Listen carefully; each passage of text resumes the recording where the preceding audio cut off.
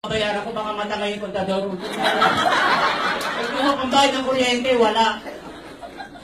Hanggang pinabarangay ako, nagmamatigasan ako isang araw. Nilak niyo yung bahay, magdamag kami natulog sa labas. Kasama ko yung anak ko, yung panganay ko umiyak. Dahil naranasan namin natulog sa labas. Kumakain lang kami, pag nakakautang yung misis ko, hindi pa ako nakababasura, nangangalakal, inuutang na yung basura na hindi pa nakikita.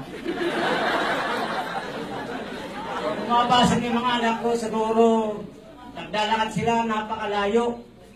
Tinitest nila. Ang mga anak ko, hanggang grade 6 lang ang natapos nila dahil talaga di ko kayang pag-aralin. Nung palipat-lipat ako, hanggang lumipat ako sa isang bahay na nagpabago ng aking buhay, ang aking upline. In-invite na ako rito, hindi bilang guest, hindi pamparami lang. Alam niya kasi walang makuha kasi wala nung pinanganak ako, hindi ko pa nakita yung 7,980 na yan.